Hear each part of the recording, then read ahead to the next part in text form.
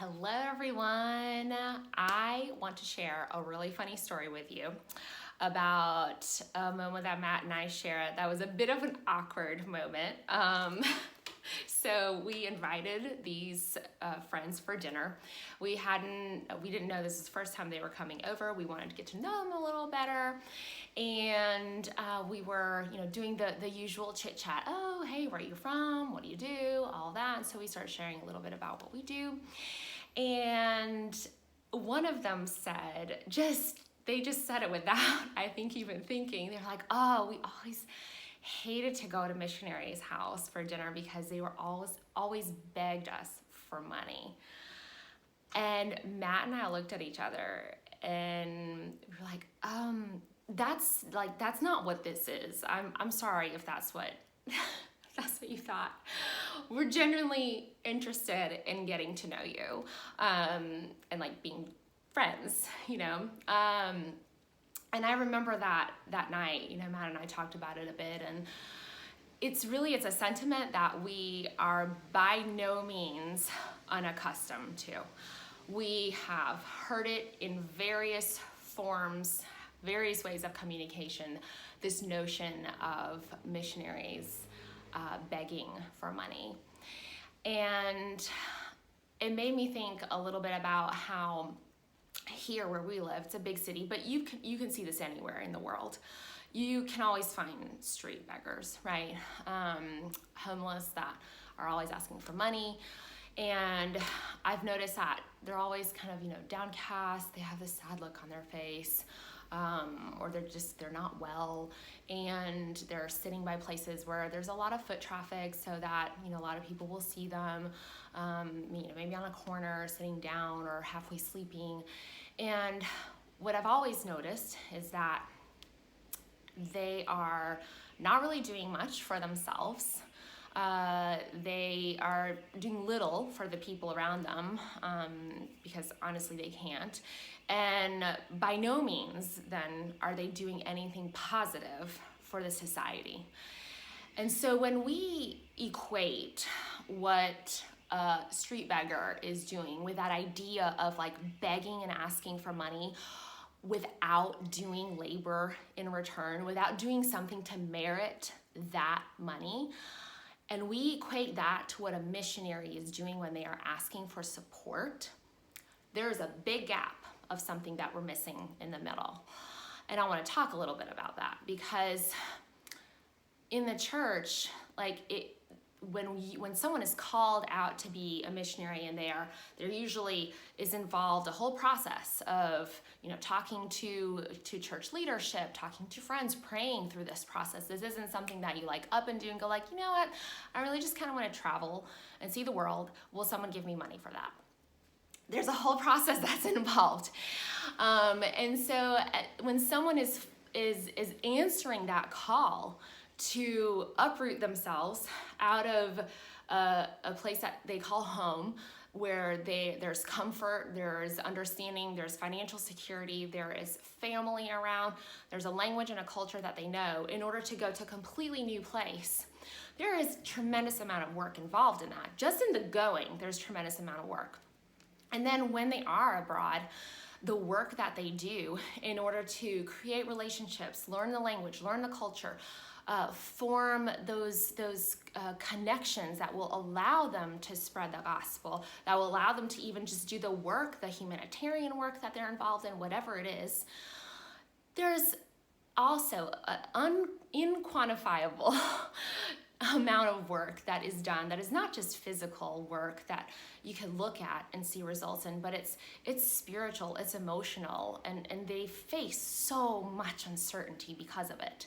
But they do it willingly because they know God has given them a specific direction, right?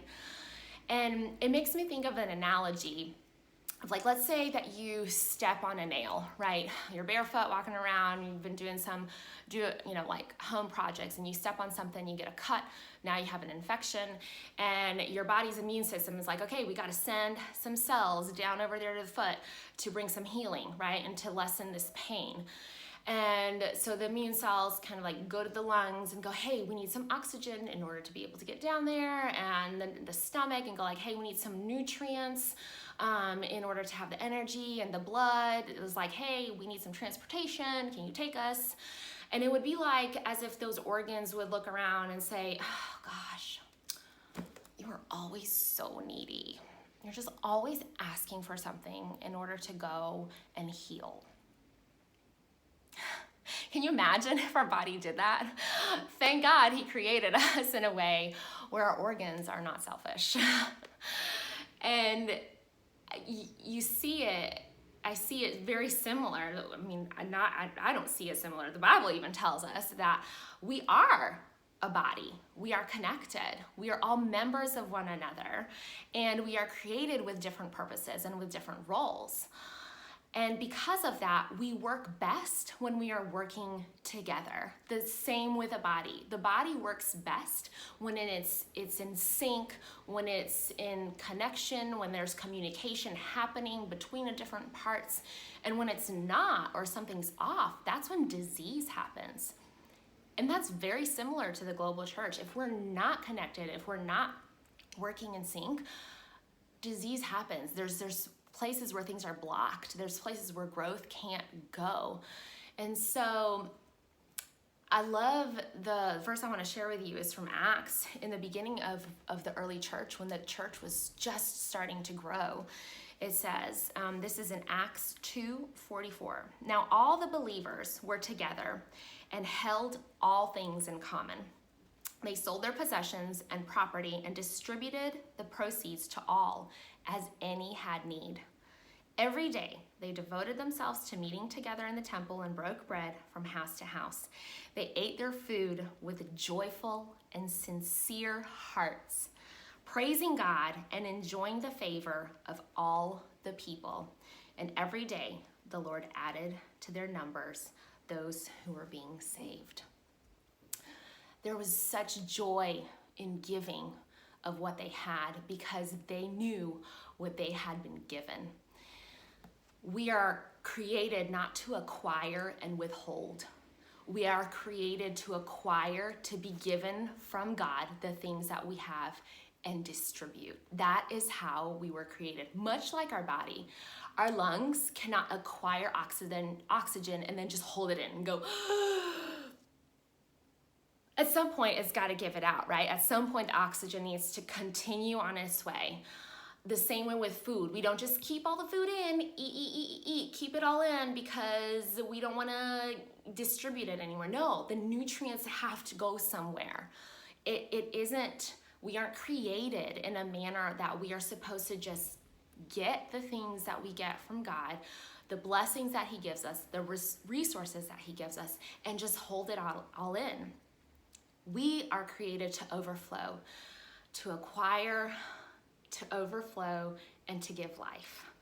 That is what we were made for. And so I want to thank every single one of you who are our supporters already, because of you we are here, because of you we exist, because of you the work that we're doing can happen. If it weren't for you, we wouldn't be doing the work, and we wouldn't be able to continue going and continue growing. Now we want to grow even more. Jesus hasn't come back yet. Hopefully soon, but he hasn't yet. And that means there's so much work we can still do. There are so many lives that still need to hear who Jesus Christ is. So this Christmas, as you are setting aside the gifts under your tree and you're thinking about how you are giving these gifts to those you love because you want to transfer that joy, the joy you've been given, you want to transfer to others. I want you to think through and pray about transferring that joy and giving that gift of joy to someone who doesn't know who Christ is. I want you to pray over how you could be someone that brings that hope and that light to places that are dark and feel hopeless.